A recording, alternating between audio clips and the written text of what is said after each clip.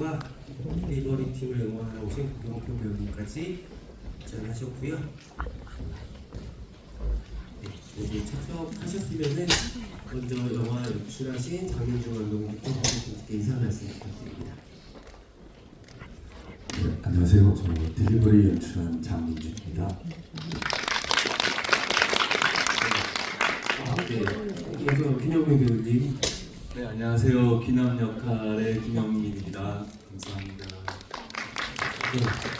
그리고 우리 조선님이 두 분이셔서 큰 거좀 작은 거좀 해야 되나요? 언니 거좀 동생 거좀 해야 되나요? 어떻게 할까요, 조선 배우님? 큰 소야. 큰 소리로 네. 큰 소리부터 인사 말씀 부탁드립니다.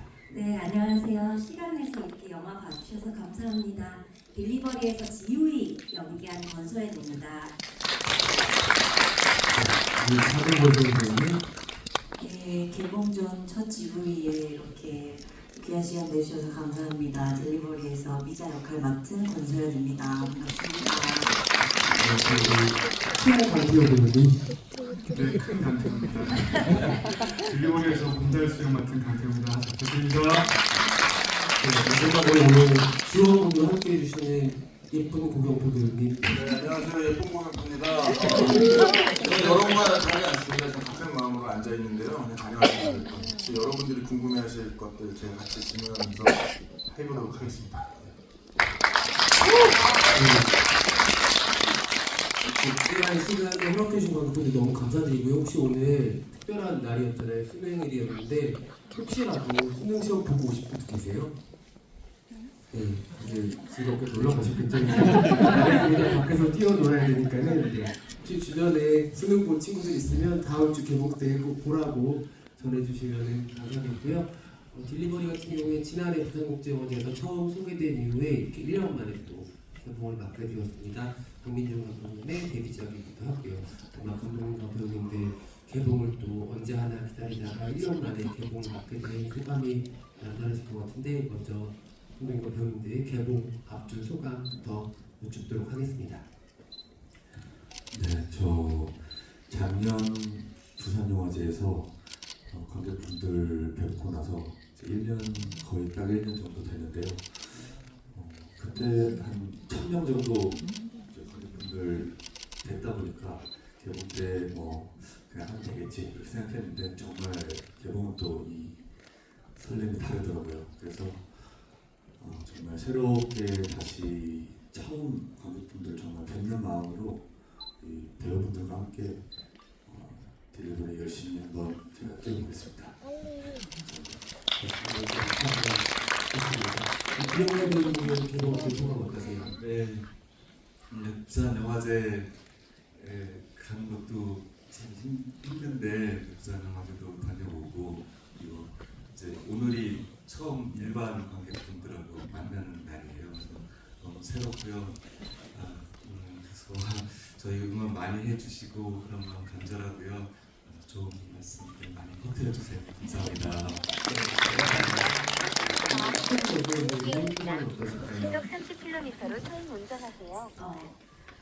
그 영화를 찍었을 당시에 되게 모두가 뜨거운 마음으로 찍었던 것 같은데 그걸 지금 이제 이런 시기에 영화로 관객분들을 만날 수 있게 돼서요. 저는 영화를 너무 좋아하고 사랑하는 사람으로서 배우로서 개인적으로도 너무 행복하고요. 영화 보러 와주셔서 다시 한번 감사드립니다.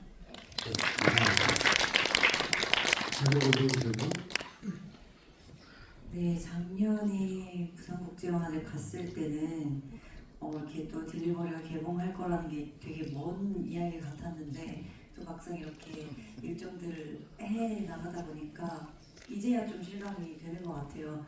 굉장히 많이 떨리기도 했고 그런데 이제 관객분들과 만나면서 딜리버리를 많이 영민 선배님의 말을 빌어 딜리버리 하고 싶습니다. 네, 부탁드립니다.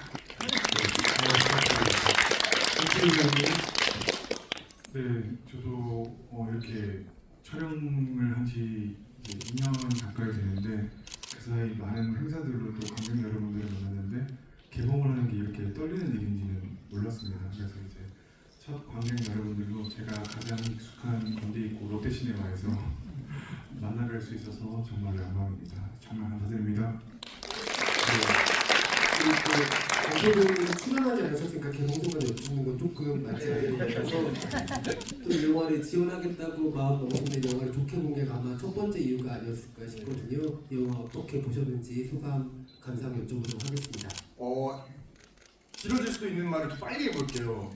얼마 전에 저 홍경이라는 배우가 오늘 시상식에서 선배님들 세대만큼 우리 세대는 할 수 있는 이야기가 없으니 자기가 열심히 해서 할 수 있는 말들을 많이 만들겠다라는 이야기를 했었어요. 너무나도 예뻤고요. 공감됐습니다. 그리고 정말 오랜만에 소재의 다양성 그리고 쉽게 다가설 수 없었던 그런 소재, 하지만 우리는 분명히 할 수 있고 해야 하는 이야기라고 생각을 하거든요. 그래서 이렇게 다양한 영화들 그리고 딜리버리처럼 용감한 이야기들을 우리가 많이 다룰 수 있었으면 좋겠고요. 그리고 그걸 보러 오시는 관객분들이 많아지셨으면 좋겠다는 바람입니다. 예. 사실 여러분들이 잘 아시겠지만 딜리버리를 여러 가지 뜻으로 쓰지만 랩에서 딜리버리가 잘 된다, 좋다라는 얘기를 많이 쓰는데 지금 구경표 래퍼께서 나오지 귀에 딱딱 때려박히는 말들을 남겨주셨고 이 작품에 참여하신 감독님과 배우님들에게 아주 큰 기쁨이 되지 않았을까 생각이 듭니다. 여러분들이 보셔서 아시겠지만 딜리버리에는 독립영화를 대표하는 배우들이 정말 릴레이처럼 캐스팅이 된 작품이기도 해서 무엇보다 연기 보는 맛이 재미가 아주 좋은 작품이기도 한데요. 우리 마돈나의 권소영 배우님 그리고 찬시는 복동한지 김영민 배우님 그겨울나는 권소영 배우님과 최근 또 3만 관객을 돌파하면서 독립영화 열풍을 일으키고 있는 장손의 강태우 배우님까지 정말 든든한 라인업을 감독님 데뷔작에서 갖추게 되셨는데 먼저 우리 배우님들 캐스팅 어떻게 이루어진 건지 간단하게 설명 부탁드리겠습니다. 사실 이게 주연 배우가 저희 시나리오 단계에서 캐스팅 이제 넘어갈 때 주연 배우가 4명이나 돼서 이 작은 영화에 대체 어떻게 이 배우들을 채워야 하나 그런 고민을 정말 많이 했는데요. 어쨌든 이 김용민 선배님한테 제가 먼저 편지를 썼었어요. 네. 고민을 많이 하다가 또 귀남 역할에 어떤 배우를 써야 할까 모셔야 할까 이런 부분에서 고민을 많이 하다가 영민 선배님한테 얘기가 좀 길긴 하지만 제 예전에 부부의 세계라고 드라마가 있었는데 그때 이제 코로나 시기여서 이제 대부분 집에 있었거든요. 근데 그때 제 여자친구가 매주 금요일만 되면 제 자취방에 가서 부부의 세계를 보고 갔었어요. 네. 근데 그거를 저도 옆에서 보다가 중간에 그 영미 선배님이 나오시는 장면이 있었는데 그 오뚜기 배드신이라고 그 등장인물 김희애 선배님이랑 김영민 선배님 너무 진지하신데 보는 사람은 웃긴 그런 장면이 있었거든요. 그래서 그 장면을 보고 기억하고 있다가 이제 캐스팅할 때 생각이 나서 편지를 제가 썼습니다. 다른 배우님들 캐스팅도 네, 그래서 영민 선배님 먼저 그렇게 모시게 됐고 그 다음에 소연 선배님 같은 경우에는 제가 저희 조 감독님이 전에 또 영화에서 인연이 있으셔가지고 그래서 제 소개를 받았는데 또 워낙 연기가 출중하시고 또 상도 정말 많이 받으신 배우님이셔서 이거 뭐 생각할 필요가 없겠다 싶어서 바로 저희 부탁드려 봅시다 해가지고 연락을 또 드리게 됐고요. 그다음에 미자 역할의 소연 배우님도 그겨울 나는이라는 또 카파 영화였는데 그 작품에서 이제 그 아이돌이라는 이미지가 있음에도 불구하고 연기와 이 영화에 대해서 진심이다 이런 느낌을 제가 받아서 그래서 미자 역할로 부탁을 드리게 됐고 그다음에 강태우 배우님은 이제 그 다수 역할 배우를 찾지 못해가지고 되게 난감해하던 중에 또 그 조감독님 저희 또 인연이 있어가지고 그래서 한번 만나봅시다 이렇게 했는데 그때 장선 촬영 중간이었던 것 같아요. 네. 그래서 합천에서 올라와가지고 중간에 그 먼 길로 와가지고 비가 추적 오는 날이었는데 그때 이제 만났는데 너무 그 사람 자체가 너무 좋고 그 다음에 정말 영화를 같이 해보자 이렇게 얘기를 해서 하게 됐습니다. 네, 그래도 감독님의 손편지가 조 감독님 덕분에 모든 게 좀 원활하게 이루어지게 내가 못 받아줬어요. 네, 조 감독님 혹시 자리에 계실지 모르지만 깊은 감사를 드립니다. 이렇게 다채로운 네 분의 배우들을 한 영화에서 보는 게 드문 경험이기 때문에 아마 관객분들도 신선하게 즐기셨으리라 생각이 들고요. 또 무엇보다 우리 경표 배우님도 정말 연기를 정성껏 잘하시는 배우시니까는 배우님들 연기 흥미롭게 보셨을 것 같아요. 네. 혹시 코멘트에 남겨줄 수 있는 게 있다면 어떤 이야기들이 있을까요? 제가 감이요? 떨리시면 아까처럼 빠르게 하셔도 돼요. 정말 뭐 저 항상 이제 다른 배우님들 연기 볼 때마다 내가 저거 좀 뺏어오고 싶다 그렇게 좀 모니터링 하거든요. 그래서 나중에 보시면 여기서 하셨던 연기들 제가 다 뺏어서 하고 있었거든요. 예, 그만큼 너무 좋았고 앞으로가 더 또 좋은 작품으로 여러분들 연기 만나뵐 수 있었으면 좋겠습니다. 관객으로서.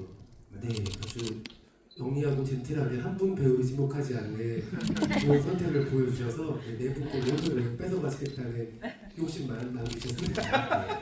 그럼 우리 배우님들도 서로 상대 배우님들에 대한 이야기를 좀 들려주시면 좋을 것 같은데 먼저 강태호 배우님부터 옆에 있는 미자 그리고 권소연 배우님 처음 만나셨을 때 또 함께 하셔서 어떠셨는지 여쭤보고 싶습니다. 저는 2009년, 2010년에 군대에 있어서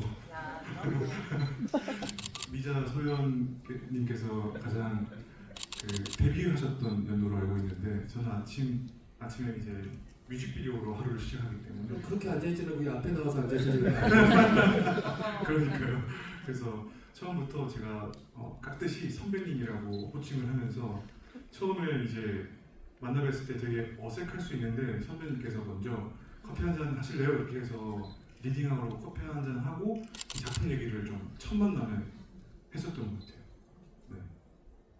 함께 연기하시면 어떠셨어요? 근데 떨려서 그때 촬영할 때가 거의 기억이 안 나요. 좀 매일매일 이렇게 긴장이 된 상태로 촬영장에 가서 긴장을 해소해야 하는 측면이 있었기 때문에 거의 기억이 안 나고 지금은 막 영화만 기억이 날 정도로 많이 좀 좋은 긴장감들이 좀 있었던 것 같아요. 네.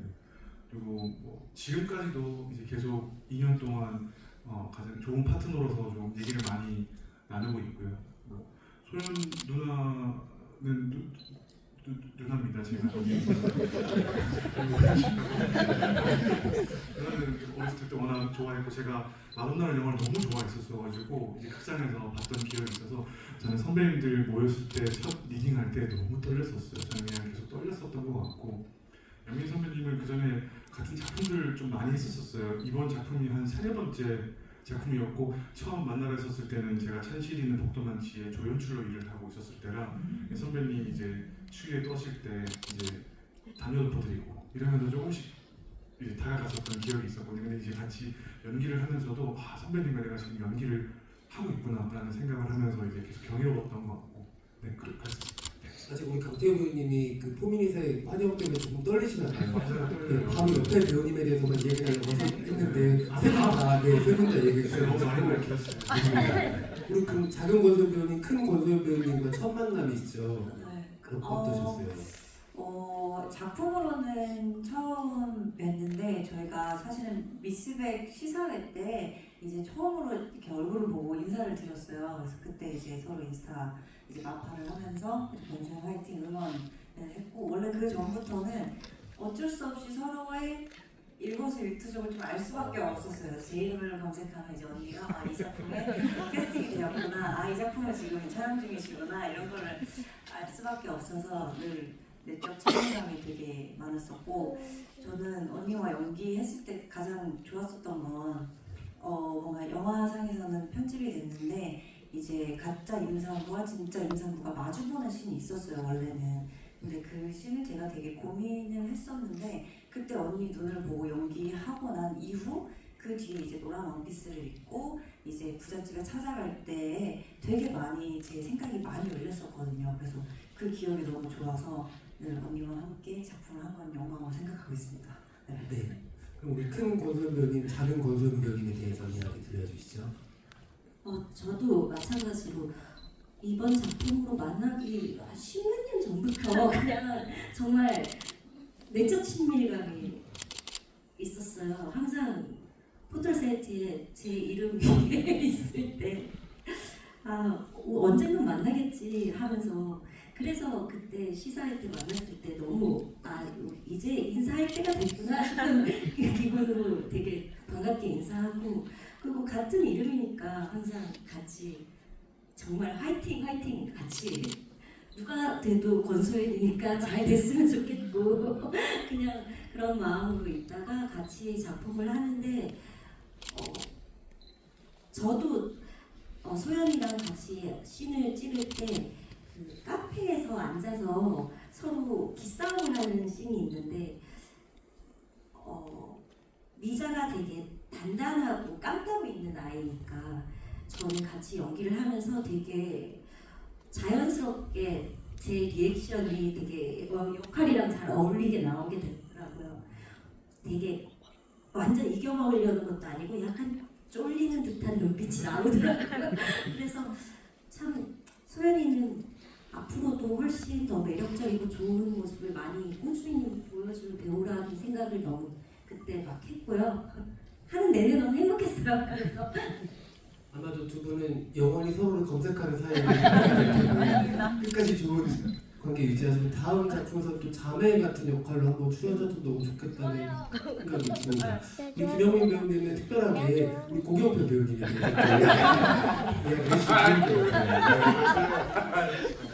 표 배우와 하면 드라마 사생활에서 너무 즐겁게 촬영을 했고, 그래서 중간중간에 같이 만나서 회포도 풀고 그러는 사이인데, 이번에 또 이렇게 또 나와주셔서 랩도 열심히 저희를 홍보해 주시고 그래서 너무 감사한 마음이고요.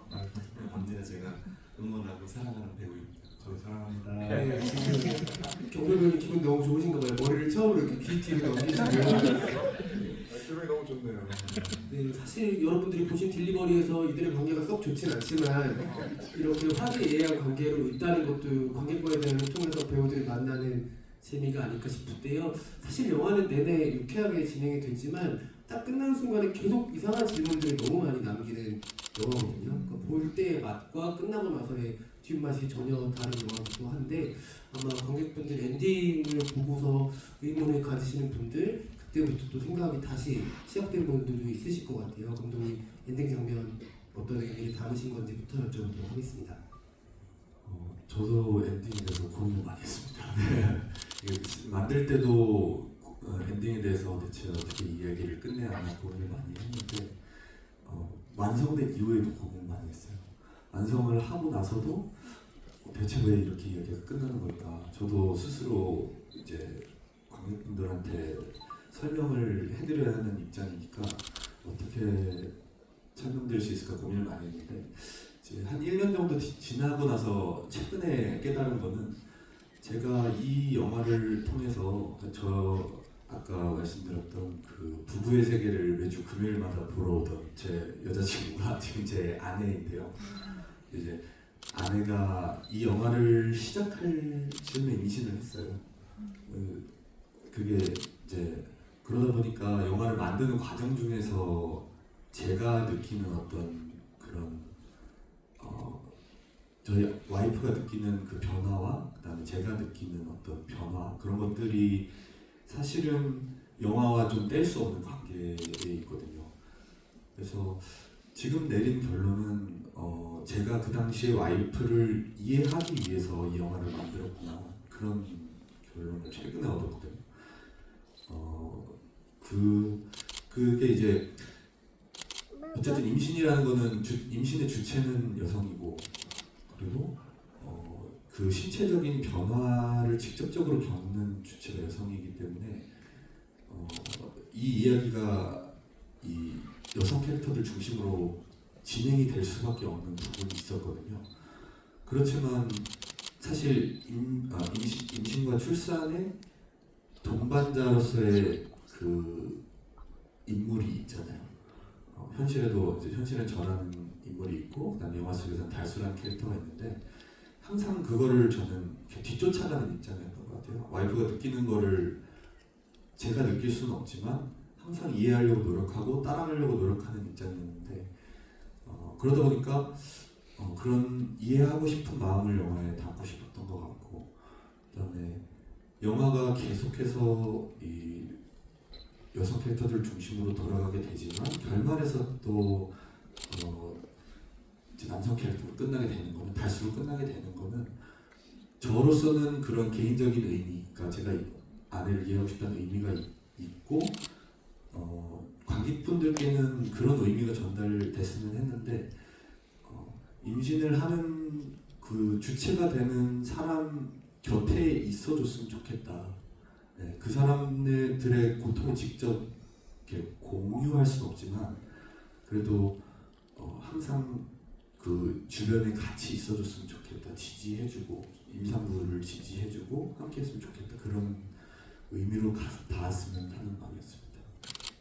아마 실제로 임신과 출산을 겪으신 분들한테는 더 여러 가지 의미로 깊게 다가가지 않았을까 싶은데, 우리 배우님들 이게 4명의 캐릭터들의 비중이 되게 비슷한 좀 특별한 영화예요. 주조연의 구분이 거의 없는 영화고, 사실 그렇다 보니까는 전사가 많이 또 드러나지도 않아서 인물 하나하나를 다 관객들한테 쉽게 이해시켜주기 좀 어려운 작품이기도 하거든요. 그래서 배우님들이 각자의 캐릭터를 잘 보여주기 위해서는 진짜 많은 생각들을 내가 맡은 인물에 대해서 하셨을 거라는 생각을 영화를 보면서 하게 됐었는데, 어느 하나 아주 밉지도 않고 어느 하나 아주 썩 좋지도 않거든요. 사실 냈다 마음에 다 들진 않잖아요, 여러분. 누구 하나를 꼭 따르기 쉬운 영화가 아니에요. 그게 이 영화의 되게 흥미로운 매력 중에 하나인데, 우리 배우님들 달수와 미자 그리고 김현과 우리 어떻게 안아주시고 또 놓아주셨는지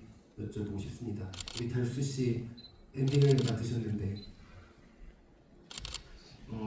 표현을 되게 잘해주셨는데 안기도 어려웠고 놓기도 되게 어려웠었던 것 같아요.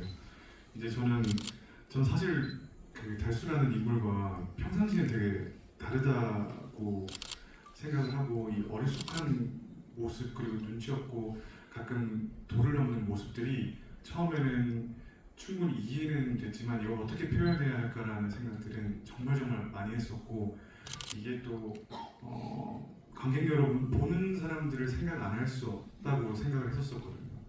그래서 이 캐릭터를 안을 때는 제 주변에 생각나는 사람들을 많이 연구해 봤었고, 그 다음에는 어디에서나 있을 법한 사람이라고 상정을 해보자. 이게 좀 도덕적으로 문제가 되는 행동을 하는 친구이지만 어디인가는 우리가 봤던 어떤 예능에서나 이런 부분에서는 충분히 있을 수 있겠다라는 인물로 상정을 해보자라고 해서 시작을 했었던 것 같아요. 잘 표현이 됐는지는 모르겠습니다. 네. 아니, 달수를 미워할 수가 없는 게, 그래도 큰 사건이 벌어진 이후에 정말 꾸준하게 계속 일을 하는 건 달수밖에 없지 않아요? 갑자기 사람이 달라진 건 달수 하나였다는 생각이 들기도 해서. 네. 달수 애썼어요. 네. 미자 씨는 어떠세요? 미자 역할이 진짜 어려운 역할이었을 것 같거든요. 네, 결과적으로는 미자를 안아주려고 했었던 것 같아요. 처음에는 미자가 좀 모났다고 생각했어요.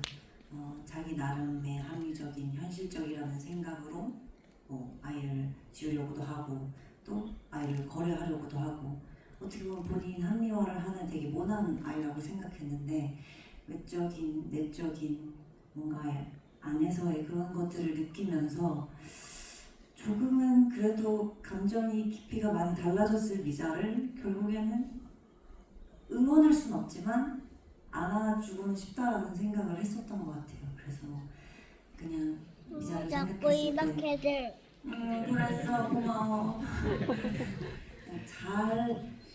잘 살았으면 좋겠다라고 안아주고 싶어요. 여기 실수하고 살지 말아줘, 이런 느낌에 잘 살았으면 좋겠다 마음이 드는 것 같아요. 이렇게 하고 이제 어디가 있을까요? 이런 걸로. 이자는 어딘가에서 잘 살고 있길 바라요. 네. 마지막 장면이 약간 왔다 간 것 같기도 하고, 그렇죠? 그렇죠. 지붕에 있을 것 같기도 하고 좀 그렇잖아요. 지켜보고 있을지도 모르고요. 왜냐면 약간 승리상관식으로 남편도 그게 한번 떨어졌기 때문에 하면서 최대한 희망적으로 보려고 노력했었어요. 크리스마스 영화처럼. 네. 우리 우이도 참 쉽지 않은 캐릭터였을 것 같아요, 배우님. 어디 키면 돼? 어디? 좀 약간 얄미운데 얄밉진 않고 사실 속고 그런 인물이기도 하고. 네, 저는 어쨌든 그 작품을 시작할 때 약간 안 해본 거를 좀 변태처럼 즐기는 타입이라서 즐겁게 그냥 우선 고민을 열심히 짧은 시간에 하려고 노력은 했는데 말씀하신 대로 되게 단순하고 아기를 막 뭔가를 노리고 누군가한테 피해를 끼친다기보다 진짜 어른이지만 정말 성인이 못된 그런 정말 철없는 애처럼 연기하고 싶었고요. 그러다가 돈으로 인해 돈을 원해서 아이를 수단처럼 사용하다 그 생명으로 인해서 조금 어른이 성숙해가는 그런 인물로 연기하고 싶어서 그 지점 가지고 네, 생각을 좀 많이 했고 또 뭐 부부 케미는 워낙 오빠랑 원래 마돈나라는 작품을 오래전에 같이 해서 인연도 있었고 그래서 정말 편안하게 오빠가 워낙 배려심이 많으신 배우분이라서 정말 즐겁게 했어요. 그런 거는. 네. 지금 권소연 배우님 두 분 권소연 배우님 얘기 듣고 있다 보니까 딱 출산 이후에 두 캐릭터가 얼굴이 싹 달라지는 장면이 있잖아요.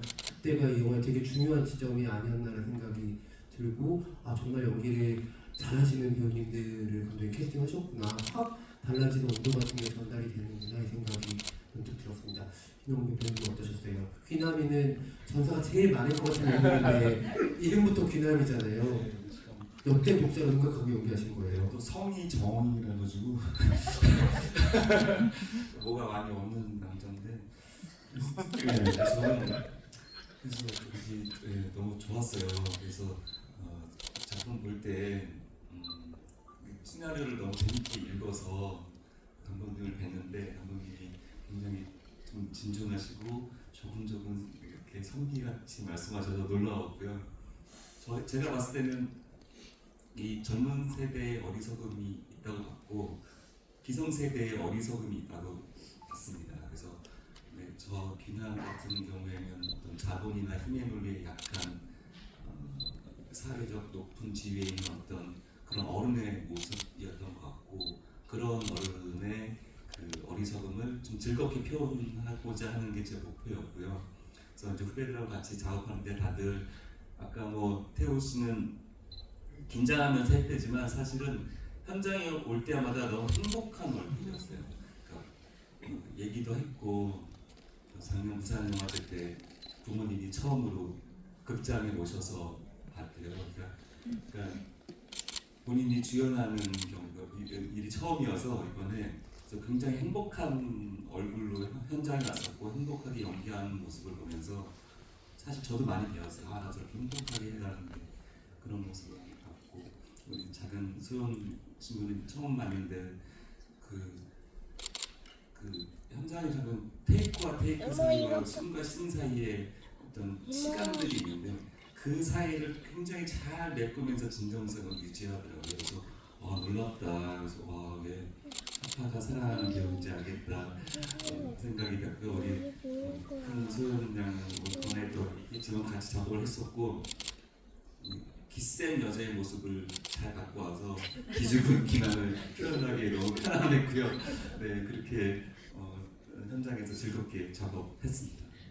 한 가지만 더 여쭤볼게요. 귀남이는 수술이 무서웠을까요? 진실이 무서웠을까요? 둘 다 있던 것 같아요. 현장에서 그 태세에 대한 그 설명을 들었을 때 그 남성으로서 엄청난 공포감이 밀려왔을 것 같다는 생각도 들고요. 또 현실적으로 그렇게 살아와서 결국엔 우이랑 결혼했을 것 같은데 그 사이에서 그 자기가 지금까지 가져오고 쌓았다고 할까? 어떤 그런 물질적 풍요나 이런 것들을 놓치고 싶지 않은 욕망도 엄청 강한 남자라고 생각됩니다. 네. 말씀들 듣다 보니까 정말 딜리버리가 디테일한 영화라는 게 이렇게 영화 시작하자마자 그런 전문 의학 용어들을 이렇게 갖다 놓는 게 너무 무서워가지고 사실 약간 공포 영화처럼 시작을 하잖아요. 그만큼 임신과 출산이라는 게 결코 그냥 자연스럽게만 이루어지는 일은 아니라는 거를 좀 천명하면서 시작하는 영화이기도 하다는 생각이 들고 그 후반부에 이 영화를 견인하는 아주 중요한 지점이 장애와 출생에 관련된 이야기를 감독님이 아주 진지하게 여기 속에 녹여내신 것도 그 부분들에 대해서 굉장히 많이 고민하신 흔적들이 아닌가 하는 생각을 하게 됐습니다. 연령과 성별에 상관없이 정토 배우님 혹시 네 명의 캐릭터 중에 한 명 연기를 하고 싶다, 할 수 있다, 고를 수 있다라고 하면 누구를 해보고 싶으세요? 글쎄요, 저는 아무래도 옆에 있는 또래니까 아마 역할 극중상 나이대가 그쯤이지 않을까요? 가수 역할을 친구의 첫 주연작을 뺏고 싶다 같은 뺏는다는 이야기를 했었네요. 현실보다는 그냥 가져가고 싶다. 조금 전에 김영민 선배님께서 첫 주연작에서 부모님 와셔서 좋았다 이런 얘기 했었는데 부모님 저도 뵀거든요. 그래서 부산에 저도 같이 함께 울고 또 워낙 돈독한 사이다 보니까 잘하셨을 것 같아요. 아니 배우는 괜찮습니다. 이미 나온 영화이기 때문에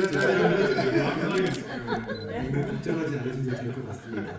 네, 저희가 즐겁게 이야기를 나누고 있지만 얘기 나누면서도 참 여러 가지 이야기들이 되게 뾰족뾰족하게 돋아있는 부분들이 있어서 자꾸 생각을 하게 돼요. 아마 감독님 제가 잠깐 언급했던 장애아를 출생할 수 있다는 이슈를 영화에 적극적으로 넣으셨던 데는 아마 굉장한 이유가 있지 않았을까라고 짐작이 되는데요. 그 당시에 시나리오 작업하실 때 어떤 생각들 하셨고 또 어떤 조사들 하셨는지도 궁금합니다. 일단 그 이제 임신을 했을 때 갖게 될 수 있는 공포인 거잖아요. 그래서 이제 말씀해주신 것처럼 공포감을 사실 느낄 수 있는 장면들이 있을 것 같아요. 보시기에 따라서는. 그리고 이제 의사들이 이제 2명이 나오는데 진단을 내리잖아요. 산부인과 의사가 이제 그런 가능성이 있을 수 있다 이런 말을 하는 의사가 있는데 저도 조사를 해보니까 그러니까 검사를 여러 가지를 하거든요. 임신을 하게 되면 출산까지 여러 가지 특히 초반 한 16주 정도까지 검사를 좀 많이 받게 되는데 근데 이제 그런 얘기를 들었어요. 기형 그 장애가 있을 수 있다의 반대말은 알 수 없다이다. 네, 그러니까 장애가 있을 수 있다는 것을 찾을 수는 있지만 장애가 없다라는 사실을 찾을 수는 없는 거거든요. 그래서 이게 그런 공포감을 이제 영화 속에서 좀 담아냈을 때 그런 가능성이 주어졌을 때 이 인물들의 선택이 갈라지지 않을까. 네, 그래서 그런 좀 어떻게 보면 무거운 그런 것들을 가지고 영화 속으로 들어온 것 같아요. 어떻게 보면 모든 인물들이 각자 삶에 나름대로의 장애물을 넘으면서 살아가는 인물들인데 사실은 해결책이라고 여겨졌던 아이라는 게 가장 큰 장애 요소가 될 수 있다는 지점을 영화 중반부에 만나게 된다는 것도 인물들이 한 번 또 다른 인물들로 변모하는 모습을 보여주는 설정이었던 것 같기도 해요. 영화가 확 이렇게 깊어지고 넓어진 느낌이 드는 순간들을 아마 여러분들도 받으셨을 거라고 생각이 들고요. 이제 관객분들의 질문과 또 소감을 좀 들어보고 싶은데 오늘 질문을 해주시는 세 분께는 딜리버리 특별 포스터에 여기 계신 네 분 배우님과 감독님 사인이 들어간 포스터 3장과 엽서를 같이 선물로 드린다고 하고요. 선착순 질문자 3분께 드릴 텐데요. 잠깐 내렸다가 다시 들어보도록 하겠습니다. 그리고 원래 이렇게 특별 게스트가 이런데 그 관객 선정해주고 이러는 거 하는 거 모이거든요. 이런 식으로 부담을 저희 다 끝난 거라고 생각하고 앉아 계셨을 것 같은데 마땅히 짊어지겠습니다. 네, 자 그러면 우리 고경표 배우님이 하나 둘 셋부터 시작해서 거수와 호명 작업을 해주시면 감사하겠습니다. 하나, 둘, 셋. 양손 들어주신 분, 그리고 여기 앞에 계신 남성분, 그리고 네, 양손 먼저 그럼 가도록 예. 하겠습니다. 네.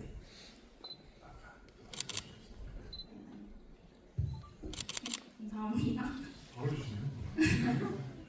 저는 감독님께 조금 궁금한 게 있는데 그 딜리버리라는 뜻이 아까 보니까 분만 실은 딜리버리가 있었거든요. 그리고 그 작은 소연이 그 미자가 남편한테 돈을 벌려고 했을 때 직업이 또 택배 기사님이더라고요. 혹시 그게 좀 어떤 연관으로 의미를 지으셨는지가 좀 궁금했어요. 영화를 보면서. 감사합니다. 네. 일단 딜리버리라는 제목은 제가 그러니까 대한민국에서 1년에 한 30에서 40억 건의 택배가 배송이 된대요. 그러면은 대충 계산하면은 하루에 한 1,000만 개 내지는 2,000만 개, 그러니까 다음날 도착할 때 그 물류센터 강도까지 생각하면 한 2,000만 개 정도가 하루에 유통이 되고 있는 건데, 저는 그게 좀 어떤 물질적인 풍요를 나타낸다고 생각을 했던 것 같아요. 그래서 그런 물질적인 풍요가 있는데 반면 출산율은 최저인 상황이잖아요. 그래서 참 어떻게 생각하면 아이러니한 것 같다. 옛날에 이렇게 가난하던 시절에는 오히려 애기를 많이 낳았고 요즘은 안 낳으니까. 그래서 그런 것들을 이렇게 한 군데 같이 묶어보면은 좀 재밌는 그 이야기가 나오지 않을까 해서 그런 의미를 가져오게 됐고요. 그래서 이제 그 달수의 직업이 택배 기사가 되는 거예요. 물건을 막 배달을 하면서 그렇게 되는 거고, 그다음에 또 한 가지 의미가 더 있는데, 딜리버리가 이제 지금 정확하게 기억이 안 나는데 연설하다 뭐 그런 좀 말하다 이런 의미가 또 있어요. 그래서 임신과 출산이라는 그 어떤 이슈를 좀 저희가 이제 코미디 영화잖아요. 그래서 좀 더 가볍게 우리가 편하게 얘기해 볼 수 있었으면 좋겠다. 그러니까 그런 소통이 좀 물질적인 것도 중요하지만 이렇게 정서적인 그런 소통도 더 많이 이루어져야 되지 않을까, 그런 의미에서 딜리버리라는 제목을 짓게 됐습니다. 병원에서도 그게 있었나요? 예, 잠깐 있었대로. 일부러 보여주신. 네, 굳이 일부러 한번. 네, 그래서 예리하게 봐주셨던 것 같고요. 또 우리 고경표 교수님 두 번째, 여기 앞에 계셨던 분. 첫 번째 줄. 예, 재밌게 잘 봤습니다. 작은 선생님께 질문 하나 드릴게요. 지금 그 엄마라는 그 임산부 역할을 하시는 거에 대해서 되게 실감나게 잘하셨는데, 혹시 그 연기를 어떤 모티브를 삼으신 게 있었거나 또는 뭐 조사하신 게 있으신지 궁금합니다. 네, 먼저 출산 관련한 영화들은 또 다 봤었던 것 같아요. 분만 씬이 있거나 그랬던 임신 관련했던 영화들도 제가 검색할 수 있는 선에서 좀 다 본 것 같고, 그래도 가장 좀 제가 잘 찾아보고 했던 거는 유튜브를 엄청 찾아봤었던 것 같아요. 유튜브에는 이제 다양한 이제 사모님들의 브이로그들이 존재하기 때문에 정말 생생한 뭔가의 경험담들을 얘기해 주시는 경우들이 더 많더라고요. 그래서 그 당시에 나와 있던 출산 브이로그들을 좀 다 봤던 것 같고, 그러면서 또 제 주위에 임신을 하고 계신 지인분들, 또 엄마, 또 주변의 여성분들에게 그런 경험담들을 좀 많이 물어봤었던 것 같아요. 몇 주차 때는 어떤 느낌이냐, 또 뱃속에서 느껴질 때는 좀 어떤 식으로 느껴지느냐, 몸의 변화들은 어떠냐, 이러면서 좀 그런 것들을 많이 채워가려고 했었던 것 같습니다. 네, 감사합니다. 네, 두 번째 질문 감사드리고요. 혹시 소연 배우님 임산부 설정했을 때 갑자기 뭐가 먹고 싶어진다고 이런 거 있어요? 갑자기 뭔가 살이 더 찐 것 같고 뭔가 더 부은 것 같고 몸이 무거운 것 같고 뭐 이런 느낌은 좀 느껴졌었던 것 같아요. 네.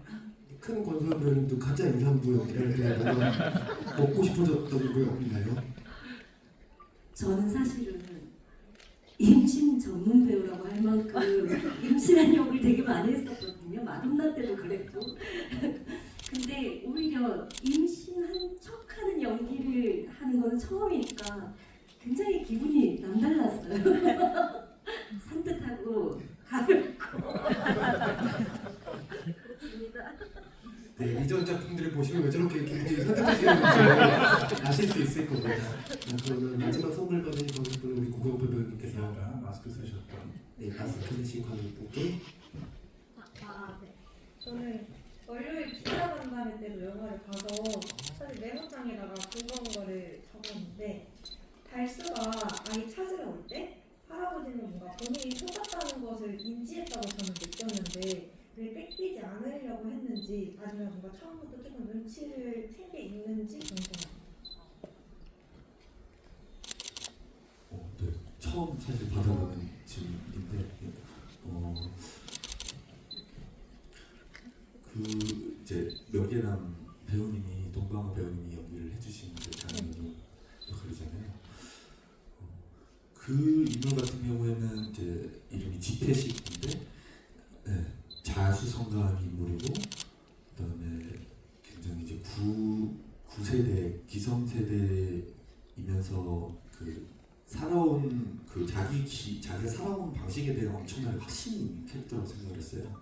그래서 자신이 생각하는 게 전부 다 맞다고 생각하는 그런 인물인 반면에 좀 또 한편으로는 그런 분들이 되게 어떤 좀 순진하신 그런 구석이 있더라고요. 단순하고. 그래서 그 아기를 붙잡는 장면에서 저는 제가 좀 기억 정확하게 안 나긴 하는데 어쨌든 아기를 자기 손주라고 생각을 해서 붙잡았던 거를 기억하고 있어요. 제가 너무 강력하지 않다고 생각하셨던 거 아닐까요? 그냥 평범한 일이 일어날 거라고 생각하셨을 것 같은데 처음에 저 그렇게 이해했었거든요.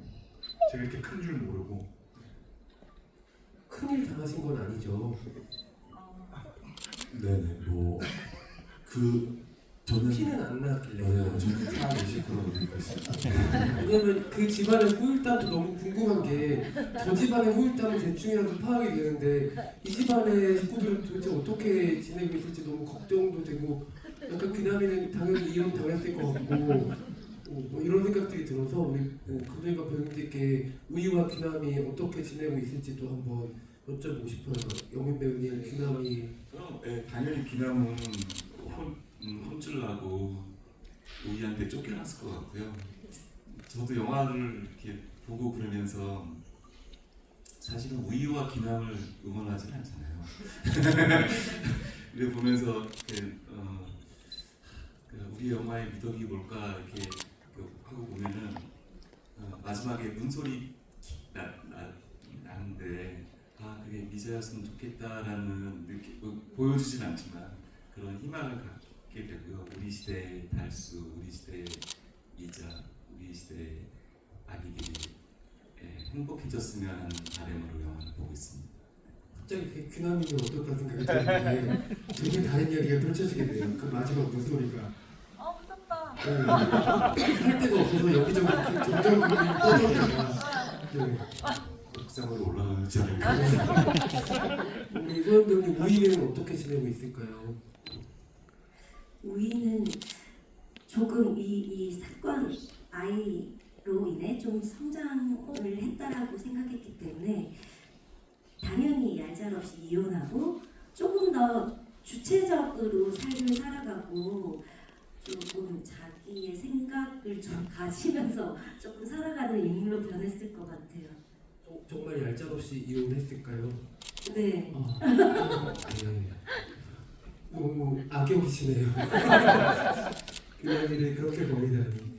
네. 혹시 경보 배우님 끝나고 나서 엔딩이 생각을 좀 많이 하게 하는 작품이잖아요. 끝나고 나서 어떤 생각들을 좀 하셨는지도 좀 궁금하거든요.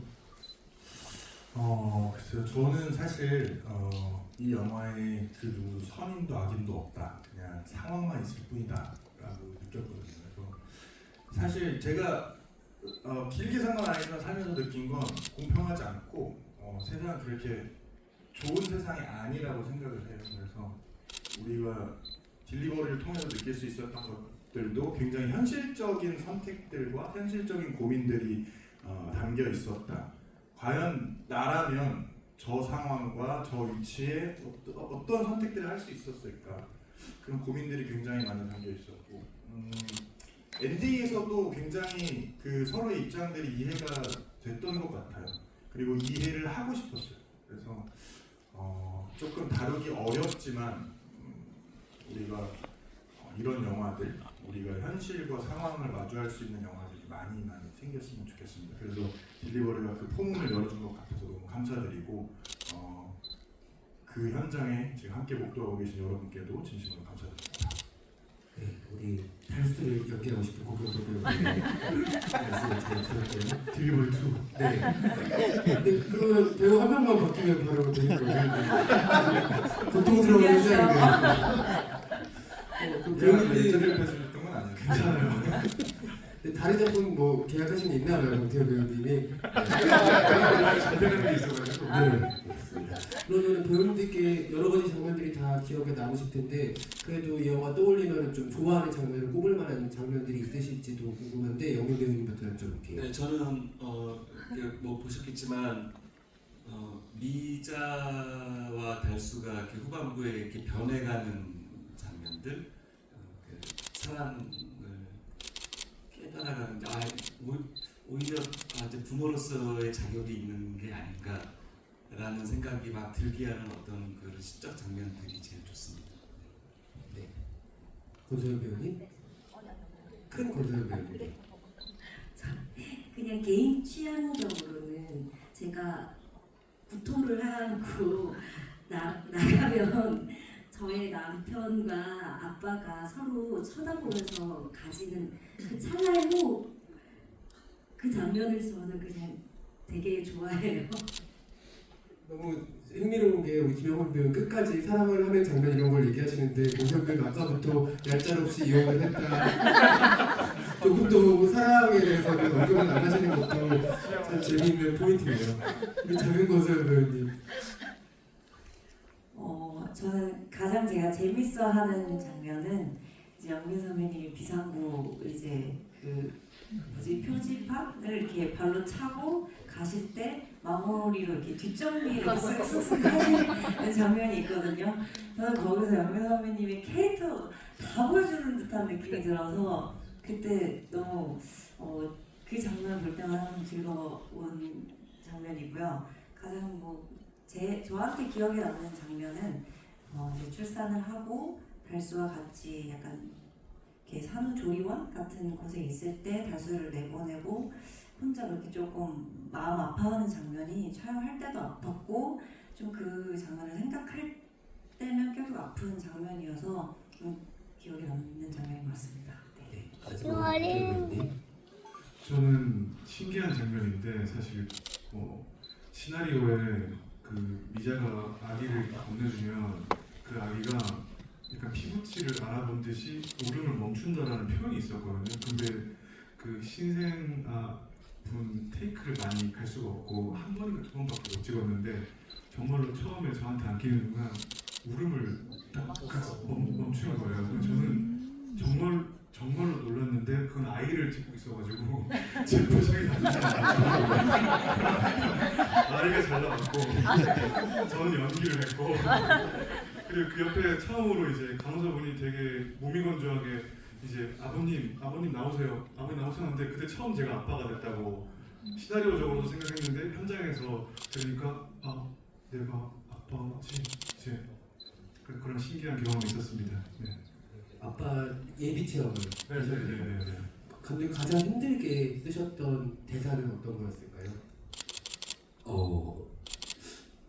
사실 이 영화에서 이제 나사가 다 하나씩 빠져 있는 캐릭터들이라서 이제 한편으로는 즐겁게 쓰기도 하면서도 한편으로는 정말 이래도 되는 걸까 이렇게 많은 대사들을 이렇게 쓰긴 했는데 가장 제가 기억에 많이 남는 대사는 아무래도 그 달수랑 미자가 마지막으로 헤어질 때 그때 이제 미자가 마지막으로 하는 대사가 그게 저 마지막에 이제 그 대사를 넣을까 말까 고민을 마지막까지 했거든요. 너무 좀 구어체 느낌이 아니어서 그래서 고민을 하다가 그래도 넣었는데 그 대사가 좀 이제 이 영화의 어떤 그런 임신과 출산을 보면 한 인물의 어려움을 다 담아내고 있는 것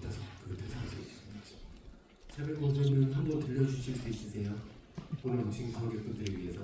네, 우린 질투심만 있을 뿐이지 사랑이 뭔지 몰라라는 대사였는데 그 씬을 찍기 전날까지도 감독이 이 대사가 조금 이렇게 편한 대사체가 아니니까 좀 더 이렇게 편하게 해보면 어떨까 이런 고민도 되게 많이 했었는데 이제 감독님 딱 생각하신 바가 명확하셔서 했는데 저도 하고 나니까 되게 꽉 박힌 말이어서 좀 기억에 남는 것 같습니다. 네.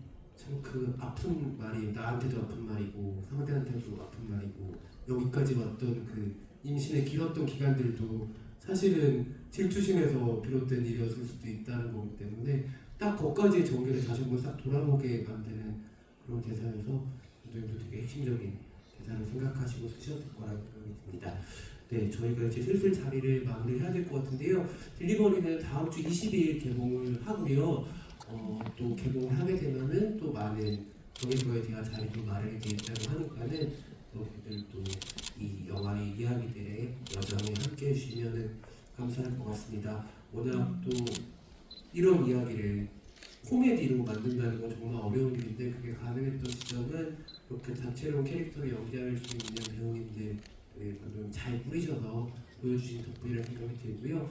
아마 관객과의 대화가 끝나고 돌아가면서도 아니면 정말 본인이 임신과 출산이라는 걸 맞닥뜨렸을 때 이 영화 생각이 안 날 수가 없을 것 같거든요. 이런 저출산 시대에 본격적으로 이런 임신과 출산에 대해서 여러 가지 입장과 견해들을 다 들여다보는 영화니까는 여러분들 다음 주 개봉하는 딜리버리에 많은 사랑을 또 부탁드리고요. 신기한 게 이제 한동안은 그 몇 년간 딜리버리 배달로만 생각하고 있었는데 이거 사실 전달이구나. 내 손에서 다른 사람 손으로 가는 모든 건 다 딜리버리 과정을 거치는 일이구나. 산부인과가 아기를 산모한테 건네주는 일도 딜리버리일 거고 정확한 내 마음을 담은 말이 상대방한테 닿는 것도 딜리버리이기 때문에 정말 많은 저희가 지금 관객들한테 딜리버리 하고 있는 과정인 거잖아요.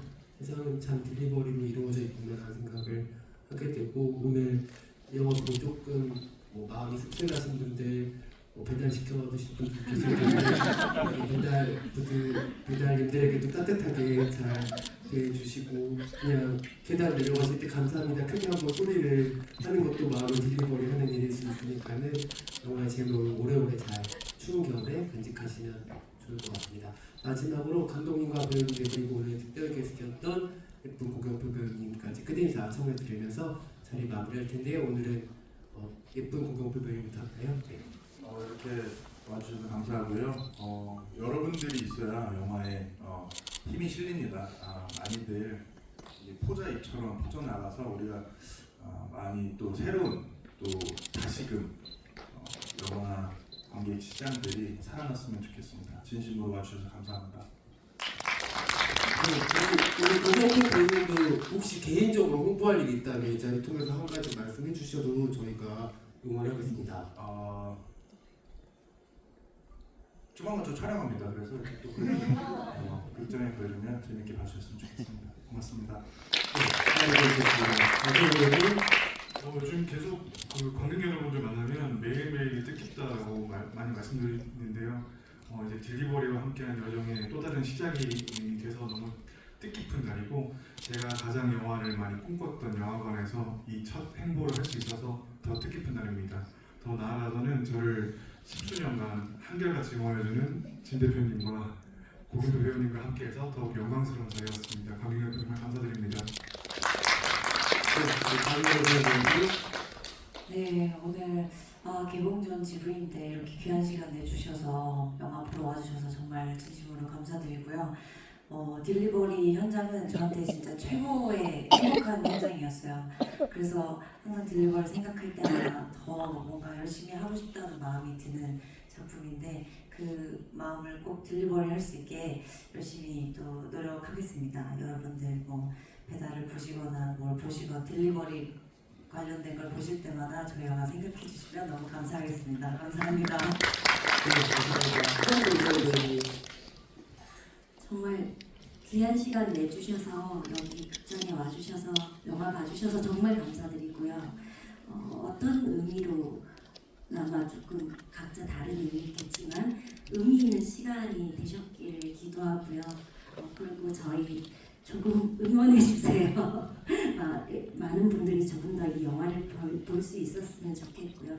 오늘 행복한 저녁 시간 되시길 바랍니다. 감사합니다. 네, 정말 감사합니다. 그래서 다 말씀하셨지만 이렇게 오늘 딜리버리 개봉 전에 이렇게 이 자리에 와주신 것만으로도 엄청난 관심이 있고 사랑이 있다고 생각됩니다. 너무 감사드리고요. 저희도 앞으로도 열심히 하고 여러분들도 많이 응원해 주십시오. 감사합니다. 마지막으로 장윤정 감독님. 여기 계신 이 배우님들 네 분과 함께 하면서 저도 더 좋은 사람이 되어야겠다 되는 그런 영화였던 것 같아요, 개인적으로는. 그리고 관객분들께는 드리고 싶은 말씀은 뭔가 좋은 사람이 되고 싶어도 세상이 그렇게 좋은 사람이 되려는 나를 좀 막는 그런 것들이 있잖아요. 세상이 그런 것 같은데 어떤 이 영화의 마지막은 기다림으로 저는 끝난다고, 기다림의 정서로 끝난다고 생각을 하거든요.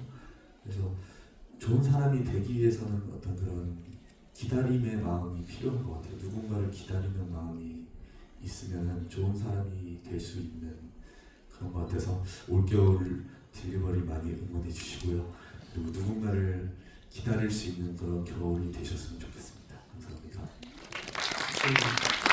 아마 감독님은 올겨울 내내 관객분들 기다리실 테니까 네, 관객분들 많이 찾아와 주시고요.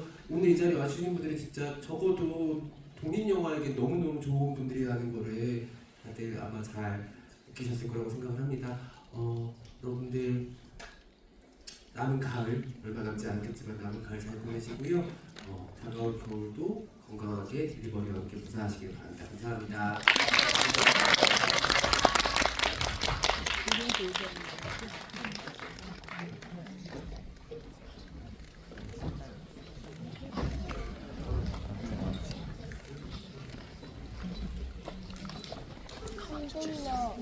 가방 좀 줘.